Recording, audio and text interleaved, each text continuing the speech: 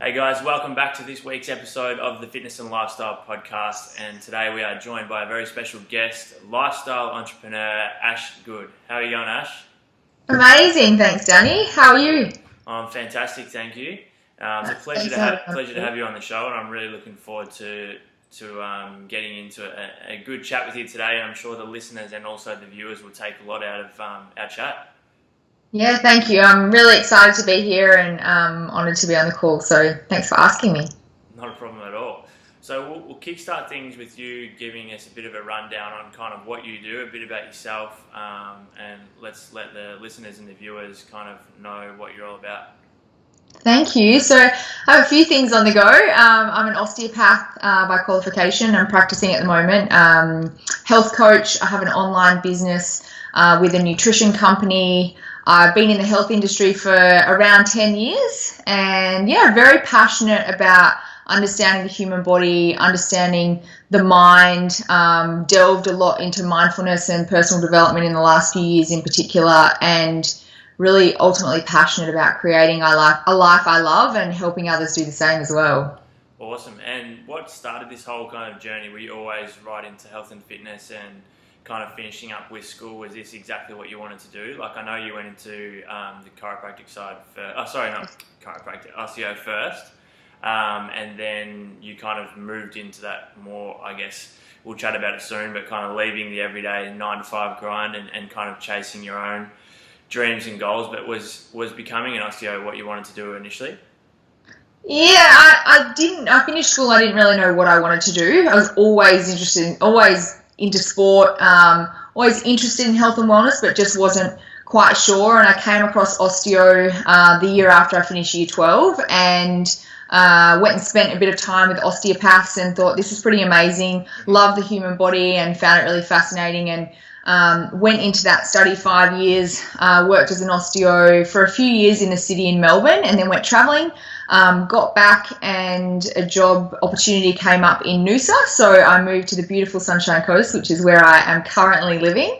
And it wasn't until I moved up here that I didn't know a lot of people. I had a lot of time on my hands, and I came across a few online wellness blogs, and that sort of opened up my eyes to this whole new world of nutrition and wellness and the impact that was having on us. And also I was starting to make a bit of a link between inflammation and nutrition, so I sort of delved into that. Went on to study health coaching, and then from there started a blog, and then sort of moved on to the online world. And then about 4 years ago I came across a product and a program and started using that myself, and then turned that into a business, which has allowed me to step away from being in practice full time and allowing me to do a lot more travel and expand all of these things that I want to do and help bring them to life. So it's been quite the journey, but if anyone had told me I'd be where I am now a few years ago, I would never have believed them, but it's been amazing.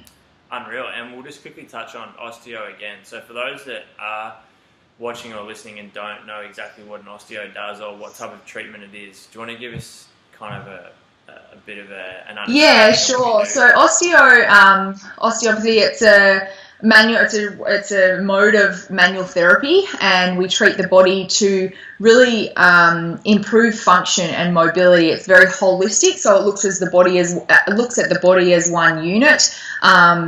That everything's interconnected, and we really address the structure to improve the function and improve mobility. So if someone comes in with a shoulder issue, we're not just looking at the shoulder, but everything else around the area in the body to see how it's impacting the shoulder, and really, I guess, trying to find the root cause rather than treating just the symptoms. And we use a combination of soft tissue manipulation, stretching, lots of different things. And for me as well, a big emphasis on self-education and helping people really understand their bodies and understand why what's happening is really happening, and then how to minimize it in the future. Yeah, unreal. And obviously the main topic of today's podcast is going to be kind of based around, like I said before, leaving that 9-to-5 or taking the risk of leaving, I guess, a job that's got security and something you know that you can just rock up to Monday to Friday and you'll make your income and whatnot, and chasing more so your dreams or chasing happiness and something, freedom, I guess, different than just the regular 9-to-5 job. So when that time come about for you to make the decision to kind of leave full-time work as an osteo, what was kind of the tipping point that made you kind of make that decision, and what were your feelings and thoughts around taking that plunge? Yeah, it's a really good question, and there are definitely a few things that led to me eventually stepping away, and it really came down to how I was feeling and how I felt. I always say, like, our feelings are telling us so much, but more often than not, we just don't listen. So I was, and at that time, I'd started a lot of personal development and a lot of work on myself, and I was just going to work and I was feeling heavy. I dreaded going to work each morning. I wasn't enjoying it. I wasn't being the best osteopath I could be because I just wasn't passionate about what I was doing. Yeah. So how I was feeling about everything and how my energy changed as soon as I walked into work just was really impacting my life, and it was just telling me so much. So I was fortunate enough to have started building something on the side. Which was giving me some money, which was giving me some additional income. And this, how I did it was that allowed me to slowly cut back in the clinic. So as my side income grew, I started to cut back days in the clinic until I replaced my income, and then was able to step away full time. So I actually resigned as an osteopath 18 months ago, left the clinic completely and focused on my online business, did a lot of travel, which I absolutely loved. But funny enough, after taking the break, a few months ago, I regained my passion for osteo. So I think it was really because of the space that I'm in and the work that I've been able to do on myself in the last year made me really want to step back into that space of healing, and found myself back in clinic 2 days a week. But now I'm really coming from that space of wanting to be there to serve rather than having to be there for the money. So I was fortunate enough to really now have a beautiful balance between both, and it's allowing me to build both businesses and do it from a space of happiness, and I do have the freedom because I have been able to create it. So yeah, it's awesome. Very, very fortunate. You just found that purpose again, and kind of figured out your why, and that's what led you back to doing both, I guess. And that's similar to, I was talking to a friend about this the other day in terms of sport. So this person in particular kind of moved or stepped away from the sport that they'd played for such a long time, similar to what I did after I had my ankle reco from basketball.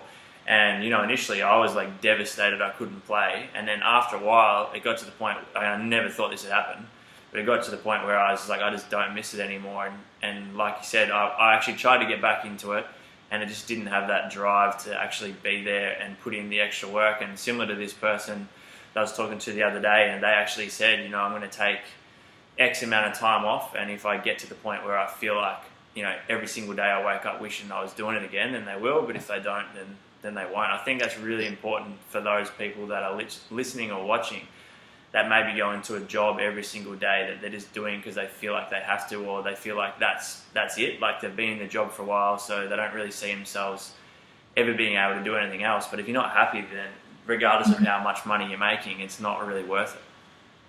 100%. I'm so big on that. It's just do what, like they say, do what lights you up and you'll light up the world. Like happiness is the ultimate goal, really. And, staying on that topic, what do you think are some of the objections that some people have? Because, you and I both know there are a shitload of people who are working in jobs that they hate, or, it might be a relationship or whatever it may be that they hate. But mainly with jobs, what do you think is the thing that's holding most people back from? Yeah, it's a good question, and I talk to people about it all the time because there's so many people that feel so stuck in what they're doing. So a few things I would say: they think it's too hard because they're just so comfortable in their job, and they think, what am I going to do? I have this financial stability and I'm financially comfortable. So too hard. Not being Number two would be not being clear on what they want. So I think really spending the time on yourself and in your life trying to work out, okay, what is it I'm really passionate about? What is it I'm really drawn to? What really makes me happy? So getting clear on what it is they actually want to do.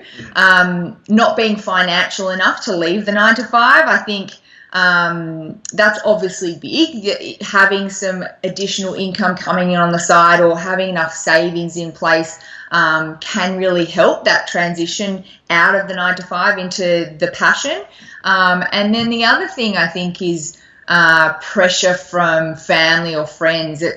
It's funny, it's just so hard for some people to get their head around the fact that that there is a new way beyond the 9 to 5, and then there are endless options out there for people to step into more freedom, more happiness and more success. But a lot of people are still stuck in that old school way that the 9 to 5 is the only way.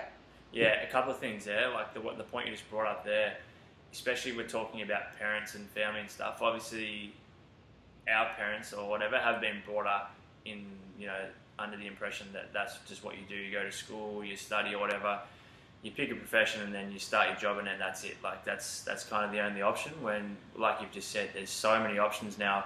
The other good point you brought up is the whole transition phase and making sure that you actually do have some form of security and direction when you do decide to leave your job or whatever it is. Because I think, especially now, when people listen to podcasts like this or whatever and they hear people talking about how they've just left their job to go and chase their dream, like if you're just going to leave your job where you're making a good amount of money and then go to, taking pictures of butterflies 5 days a week but not making any money for it, then, maybe that's not such a good idea. But if you can, maybe start a blog about taking pictures of butterflies or whatever you want to do, and make some form of money first before you leave, and you have some kind of backup plan in transition. I think that's really important. You can't just drop everything and just expect that everything's going to be all good.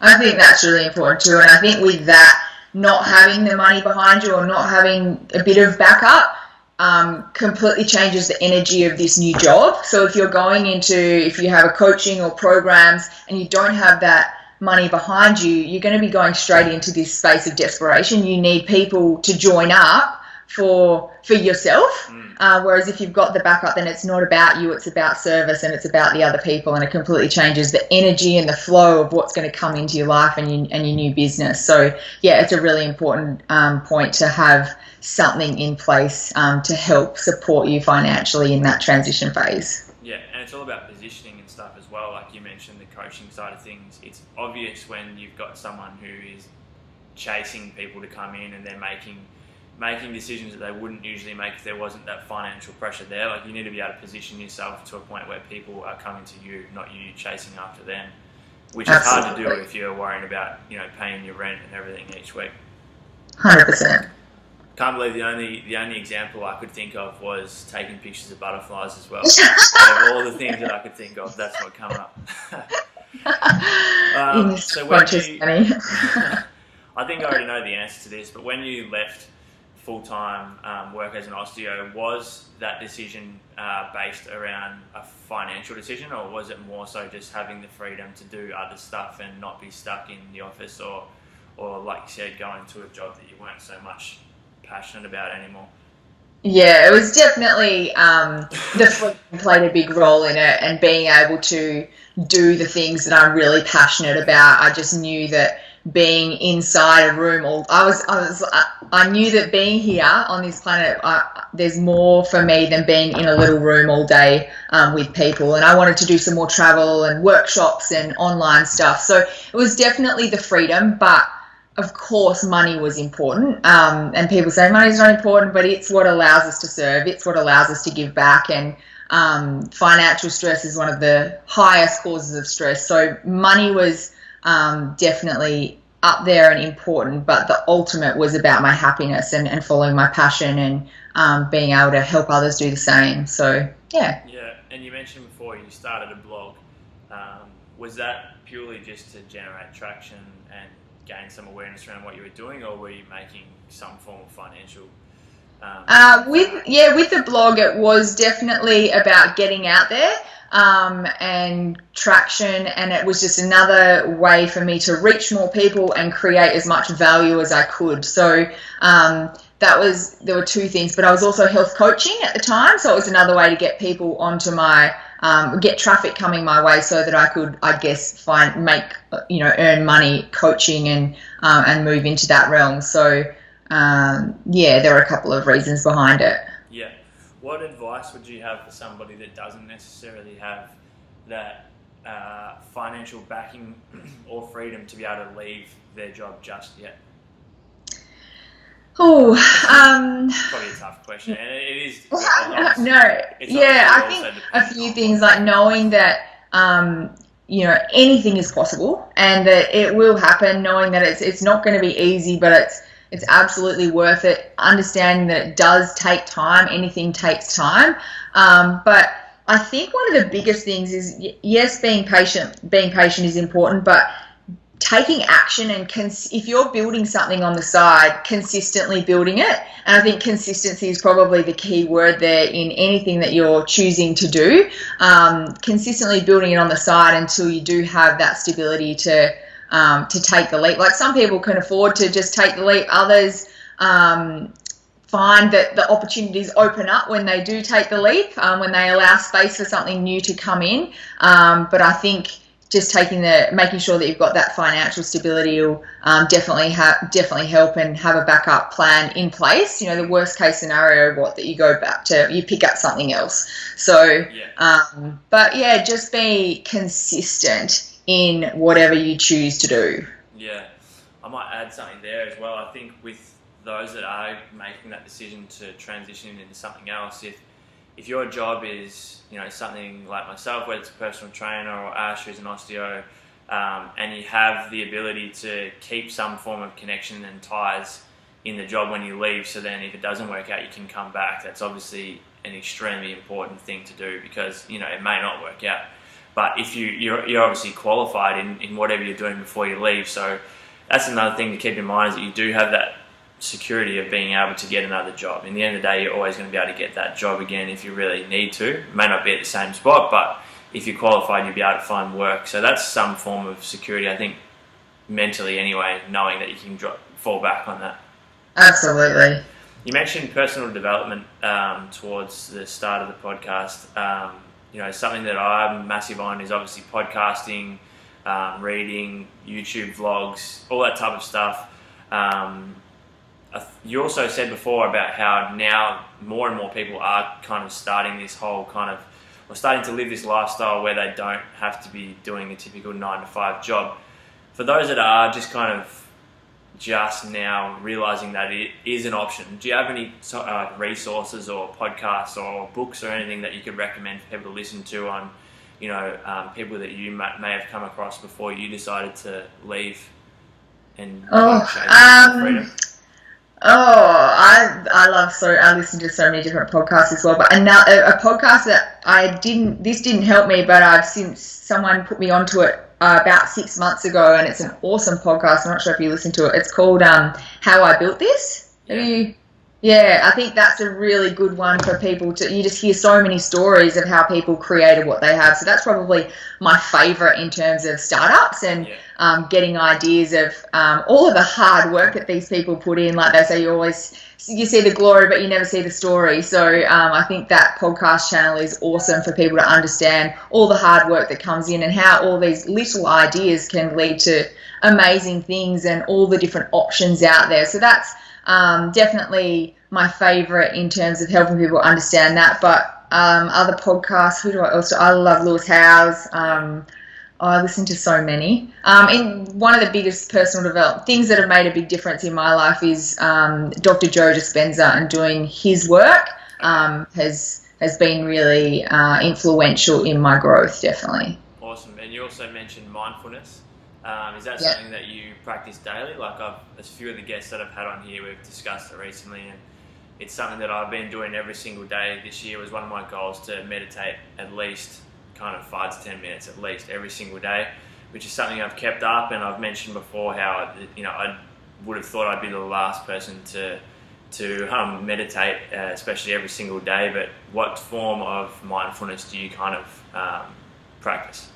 Yeah, it's meditation for myself also. I actually spoke at Wanderlust on the weekend about morning routines and mindfulness, and I mentioned that I actually went to this retreat with Dr. Joe Dispenza in Mexico in June, and it was there that I made the commitment to myself to meditate daily, and I have not missed a day of morning meditation since, and it's completely changed my life. So meditation is a big one for me, and that's something that I was not practicing consistently over the last few years. It's been very inconsistent. I didn't really know where to start with it, but I do one of his guided meditations every morning, and it helps me start my day in the best state and the best energy possible. So it's hugely influential.